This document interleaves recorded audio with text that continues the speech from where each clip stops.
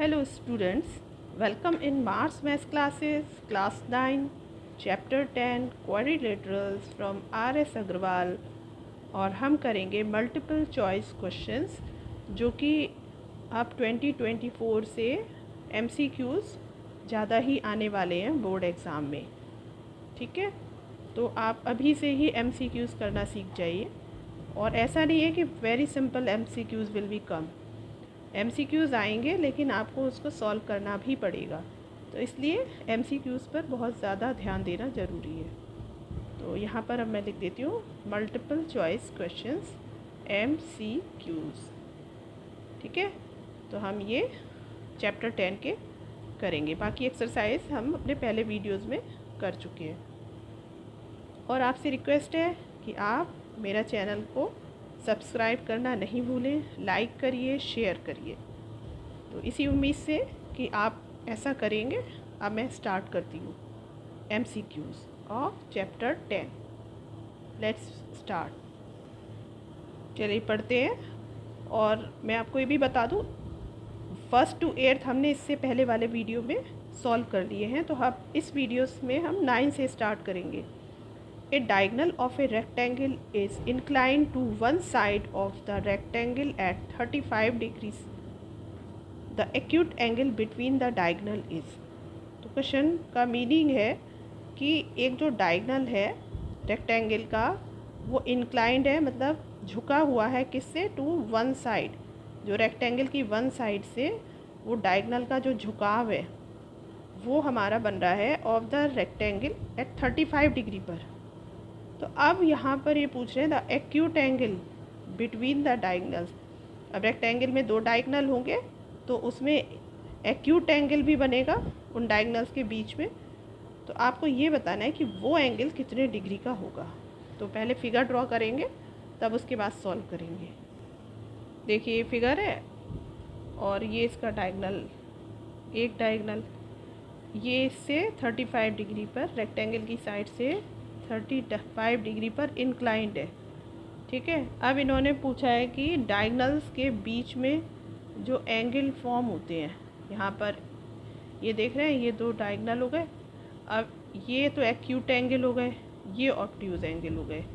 ठीक है, तो एक्यूट वाले पूछ रहे हैं वो कि ये बताइए, यहाँ पर ये दिख रहा है आपको, ये एक्यूट है, तो आपको ये एंगल फाइंड आउट करना है। अब आप ऐसे देखिए, ये 35, ठीक है, तो ये यहाँ पर ये जो साइड है इक्वल होंगे, diagonal bisect each other in a rectangle. तो ये दोनों साइड इक्वल हो गई, ये 35 डिग्री, तो पहले साइड इक्वल दिखा दे, ये भी 35 डिग्री। ओके, तो अब आप देख लीजिए ये कितने डिग्री हो गया, 180 में से 35 + 35 70 सब्ट्रैक्ट कर दीजिए। ये MCQs हैं तो जल्दी जल्दी कैलकुलेशन करनी है आपको, ऐसा तो है नहीं कि पूरे स्टेप्स सॉल्व करने होंगे, आप तो अपनी फटाफट कैलकुलेशन करिए। तो 180 में से 70 सब्ट्रैक्ट करा, 35 और 35 70 और 180 में से, तो ये एंगल पता चल गया। ये हो गया आपका 0, ये 110 डिग्री। ठीक है, ये 110 डिग्री। तो अब पूरा स्ट्रेट लाइन है, ये स्ट्रेट लाइन पे पूरा 180 होगा, और 180 में से 110 सब्ट्रैक्ट कर दीजिए, तो फिर कितने डिग्री आ गया, 70 डिग्री आ गया ना। 110 आपको 180 से सब्ट्रैक्ट करना है, यू विल गेट 70 डिग्री, और ये एक्यूट एंगल है। अब आपका हो गया कि ये वाला ही एक्यूट क्यों है, तो अब आप देख लो, यहाँ पर ये डायगनल है, इसके बीच में ये 110 मिला है, तो ये ऑब्ट्यूज दिख रहा है। 90 से बड़ा है तो ऑब्ट्यूज है, 180 से छोटा। तो दूसरा वाला आपका 70 मिला है, 90 से छोटा है, तो ये एक्यूट हो गया। तो ये 70 डिग्री इसका आंसर हो गया। और वर्टिकली अपोजिट एंगल इक्वल होते हैं, तो एक्यूट एंगल जो होगा वो आपका आ गया 70 डिग्री। तो ऑप्शन बी पर मार्क करिए। ठीक है, अब नेक्स्ट क्वेश्चन पढ़ते हैं। 10th वाला MCQ क्या कहता है, देखते हैं। If ABCD is a parallelogram with two adjacent angles, angle A is equal to angle B, then the parallelogram is a। तो अब आप एक ABCD पैरेललोग्राम ड्रॉ कर लीजिए और उनके एडजेसेंट एंगल A और B इक्वल मान लीजिए, क्योंकि गिवन है यहाँ पर। ठीक है, फिर देखते हैं कि इन चारों में से क्या बनेगा वो। Let's draw the figure. देखिए ये पैरेललोग्राम ABCD है और A आपका B के इक्वल गिवन है। ठीक है, angle A is equal to angle B। अब पैरेललोग्राम में ऑपोजिट साइड्स जो होती हैं पैरेलल होती हैं, तो AB is parallel to CD और यहाँ पे AD is parallel to BC। और अब आप ये देखिए कि ये दो एंगल किस टाइप के होंगे, यहाँ पर बताइए किस टाइप के होंगे। ये आपके को इंटीरियर एंगल हो जाएंगे। अगर आप AD और BC लो और ये आपका ट्रांसवर्सल हो गया। अब मैं इसको एक्सटेंड करके आपको शो कर रही हूँ। ठीक है, मैंने एक्सटेंड कर दिया, ये ट्रांसवर्सल बन गया AB और ये तो पैरेलल लाइंस। आपको ये तो पता ही है कि पैरेललोग्राम में पैरेलल्स होती हैं लाइंस, ऑपोजिट साइड से होती हैं। तो ये ट्रांसवर्सल और ये आपके कहलाएंगे आपके जो एंगल हैं को इंटीरियर एंगल। ये तो आपने प्रॉपर्टी पढ़ी है। तो को इंटीरियर एंगल का सम कितना होता है 180 डिग्री। इसका मतलब angle A plus angle B is equal to 180 degree. ठीक है, तो हम यहाँ पर लिख कर भी दिखा सकते हैं A plus B is equal to 180 degree. और A आपका B के इक्वल है, तो angle A plus angle A लिख सकते हैं is equal to 180 degree. 2 angle A is equal to 180 degree. ये 2 नीचे ले आए तो angle A is equal to 90 आ गया, 90 डिग्री। और A B के इक्वल है, तो ये भी B भी आपका 90 डिग्री। तो यहाँ पर ये 90 आपको मिला, ये भी 90 मिला। ठीक है, तो अब आपको जब एडजेसेंट एंगल आपके ये 90 और पैरेललोग्राम में ऑपोजिट एंगल्स इक्वल होते हैं, तो A के इक्वल C हो गया और B के इक्वल D, मतलब ये भी 90 और ये भी 90। और पैरेललोग्राम में ऑपोजिट पेयर्स इक्वल होते हैं, मतलब ये आपका AB और CD इक्वल है और BC और AD इक्वल हो गया। तो इस फॉर्म में ये क्या शो करेगा कि ये आपका 4 ऑप्शन में से क्या बन रहा है। रेक्टेंगल होता है जिसमें कि ऑपोजिट पेयर इक्वल्स होते हैं और एडजेसेंट एंगल सारे 90 डिग्री होते हैं। तो हमारे 4 ऑप्शन में से रेक्टेंगल इज़ द ऑप्शन। तो चलिए मार्क करते हैं ऑप्शन C। नेक्स्ट 11th, इसको रीड करते हैं। इन a quadrilateral ABCD, AO and BO are the bisectors of angle A and angle B respectively। यहाँ पर दिया हुआ एक क्वाड्रिलेटरल बना लीजिएगा ABCD और AO और BO हैं वो बाइसेक्टर हैं किसके, एंगल A का और एंगल B का। और एंगल C और D आपको गिवन है 70 डिग्री और 30 डिग्री। तो एंगल AOB बताना है आपको। तो बिना फिगर ड्रॉ करे हुए थोड़ा आपको डिफ़िकल्ट होगा, तो first you draw the figure. अब इस क्वेश्चन को ध्यान से समझने की ज़रूरत है कि इसमें हमें किस तरीके से स्ट्रैटेजी लगानी है। यहाँ पर आप देख रहे हैं कि 2 एंगल तो गिवन है और ये बाइसेक्टर्स हो गए AO और BO। तो अब इनका करें क्या। देखो यहाँ पर ये कोई पैरेललोग्राम तो है नहीं कि हम ऑपोजिट एंगल इक्वल ले लें और फिर उनके हाफ कर दें और फिर ये दोनों हमें पता चल जाएंगे, तो थर्ड एंगल हम ट्रायंगल की हेल्प से निकाल लेंगे, 180 होता है सम। लेकिन ये चीज़ यहाँ पर लगेगी नहीं, तो फिर क्या लगेगा, फिर लगेगी क्वाड्रिलेटरल की प्रॉपर्टी कि सम ऑफ ऑल 4 एंगल्स इंटीरियर वाले, उनका सम क्या होता है 360। तो वो लगाएंगे हम, उससे हमें क्या मिलेगा देखिए। तो आपने लिखा इस तरीके से angle A plus angle B plus angle C plus angle D is equal to 360 degree.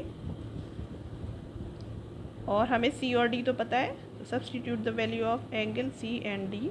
Angle A plus B plus C is 70 degree and D is 30 degree is equal to 360 degree. अब angle A plus angle B is equal to, हम ये उधर ले जाते हैं 360 degree minus sum कर दीजिए 100। तो angle A plus angle B is equal to 260 degree. अब यहाँ पर एंगल A और B तो पता चल गए, लेकिन हमें क्या पूरे A की ज़रूरत है, नहीं, हमें चाहिए है ये ये बाइसेक्टर है ए ओ, तो इसका मतलब जो एंगल पूरा ए है ये वाला हाफ ए हो गया, ये हाफ बी। इसका मतलब हमें हाफ ए और हाफ बी चाहिए। तो अब हमने क्या करा, दोनों तरफ हाफ से डिवाइड कर दिया, मतलब हाफ इधर कर दिया, half of angle A plus angle B is equal to इधर भी हाफ कर दो, हाफ ऑफ 260 डिग्री। तो half of A plus B, ये angle A plus angle B is equal to आपका आ गया ये 132 से कट कर दिया तो 130 डिग्री। इसका मतलब ये जो है ये हाफ ऑफ ए है, इतना पार्ट यहाँ पर मैं ऐसे लिख दे रही हूँ, ये है हाफ एंगल ए और ये है हाफ, सॉरी यहाँ पर दिखा दूँ, हाफ एंगल बी। ठीक है, तो अब हमें ये भी पता है एक ट्रायंगल ए ओ बी में हमें ये वाला एंगल पता है, ये भी पता है, थर्ड एंगल हम निकाल लेंगे एंगल ओ। तो तीनों का सम हमारा 180 होता है। तो अब हमें अगर एंगल ओ निकालना है तो हम क्या करेंगे, 180 माइनस ये दोनों का सम सब्ट्रैक्ट कर दो, जो कि half of A plus half of B होगा। तो अब आप डायरेक्ट लिख लीजिए कि एंगल ओ, या फिर इसको एंगल ए ओ बी लिख सकते हैं। तो नाउ लगा के लिख दे रही हूँ मैं direct, angle A O B is equal to 180 degree. अब ये क्योंकि MCQs हैं तो मैं यहाँ पर इतना ज़्यादा नहीं लिख रही हूँ कि in triangle A O B, ये अंडरस्टूड है कि ए ओ बी हमारा, ठीक है। तो आपको MCQs के अकॉर्डिंग अपना स्पीड बढ़ा करके सॉल्व करना होगा। ये तो आपको समझाने के लिए सारे स्टेप्स में शो कर रही हूँ। तो angle A O B is equal to 180 minus half angle A plus angle B, एक साथ ही लिख दिया ब्रैकेट में क्योंकि इन दोनों का सम ही है। तो बस ये हो गया 180 डिग्री माइनस ये आपकी इसकी वैल्यू यहाँ से आ गई है 130, तो ये आपका आ गया 50 डिग्री। तो एंगल ए ओ बी आपको मिला 50 डिग्री। तो आप choose the option B is the correct answer. Next question number 12। चलिए क्वेश्चन 12 है ये, the bisectors of any two adjacent angles of a parallelogram intersect at. अब देखिए ये क्वेश्चन हमारा जो 11th क्वेश्चन था अभी आपने किया था उसमें और इसमें एक डिफरेंस है, उसको आप कैच करिए कि what is the difference in these two question. इसमें केवल क्वाड्रिलेटरल लिखा हुआ है, यहाँ पर ऐसा कुछ नहीं दिया है कि किस टाइप का क्वाड्रिलेटरल है, but here a parallelogram is given. तो पैरेललोग्राम की प्रॉपर्टी यूज़ करेंगे इस क्वेश्चन के लिए, और ये तो बहुत ही ईजी क्वेश्चन है। देखिए ये पैरेललोग्राम है और एडजेसेंट एंगल के बाइसेक्टर्स इन्होंने कहा है कि वो इंटरसेक्ट करते हैं कितने डिग्री पर, ये बताना है हमें। तो हमने एंगल ए का बाइसेक्टर ये खींचा और एंगल बी का बाइसेक्टर खींच लिया। अब ये एंगल बताना है ये कितना होगा। तो ये देखो बहुत ही इजी क्वेश्चन है, सोचो क्या करना है। अब ये एंगल पता करने के लिए हमें यहाँ पर एंगल ए का हाफ वाला पता होना चाहिए और बी का हाफ पता होना चाहिए। हाफ इसलिए कह रहे हैं क्योंकि ये पूरा एंगल ए है और ये बाइसेक्टर है, इसको ओ मान लो, यहाँ पर ए ओ इज़ द बाइसेक्टर। तो ये एंगल हाफ ए हो गया और ये हाफ बी हो गया। ठीक है, हमको ये पता करने हैं ये कितने आपस में होंगे, तो थर्ड एंगल हम निकाल लेंगे। तो इसके लिए अब इस पैरेललोग्राम को देखो। अब पैरेललोग्राम में आपने पढ़ा ही है कि क्वाड्रिलेटरल हो या कोई भी हो, मतलब 4 साइडेड क्लोज फिगर, तो चारों का सम क्या होगा 360 डिग्री। तो अब आप यहाँ पर लिख सकते हैं, अगर आपको सॉल्व करना हो तो फटाफट आप angle A plus angle B plus angle C plus angle D is equal to 360 degree. तो अब इससे होगा क्या, इससे ये होगा कि हम पैरेललोग्राम की प्रॉपर्टी यूज़ करेंगे, ऑपोजिट एंगल्स आर इक्वल। तो ए की जगह सी और बी की जगह डी हम यूज़ कर सकते हैं। तो हम सी और डी को रिप्लेस कर दें ए और बी से, वो ज़्यादा बेटर है क्योंकि हमें जो ट्रायंगल ए ओ बी में हमें ए और बी की ही ज़रूरत पड़ रही है। तो सी और डी को रिप्लेस करेंगे। तो अब हम क्या करेंगे, एंगल ए तो ऐसे ही रहने दो plus angle B plus angle C की जगह आप क्या लिख सकते हैं, एंगल ए लिख सकते हैं क्योंकि ऑपोजिट एंगल इक्वल होगा पैरेललोग्राम में। और एंगल डी की जगह आपने क्या लिख दिया, एंगल बी। ये डी है, इसके ऑपोजिट आपका एंगल बी जो कि इसके इक्वल है 360 डिग्री। तो 2 times 2 angle A plus 2 angle B is equal to 360 degree. तो 2 कॉमन ले लिया और angle A plus angle B is equal to 360 degree, और 2 नीचे आ गया इधर डिनोमिनेटर में, तो angle A plus angle B is equal to 180 degree. एक सेकेंड, ठीक है, ज़रा सेट करते हैं। तो एंगल ए प्लस बी 180 आया है, तो ए प्लस बी में आपका ये इतना पूरा है ए और ये पूरा बी है, ये आया है हमारा निकल के।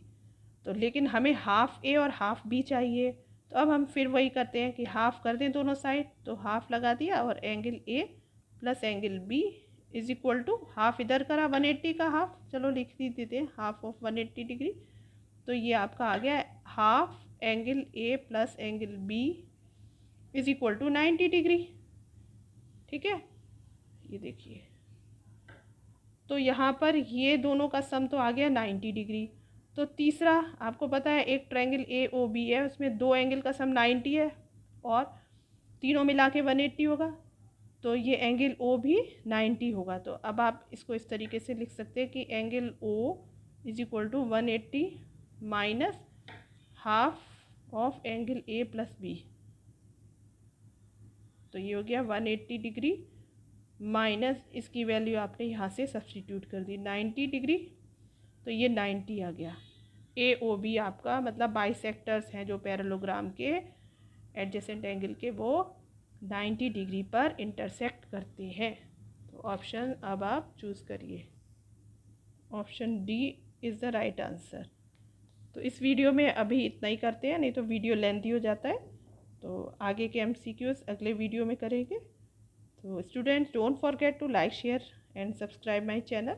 Please go through the link and subscribe the channel and share it to your friends, relatives, and you can share it whatever you want.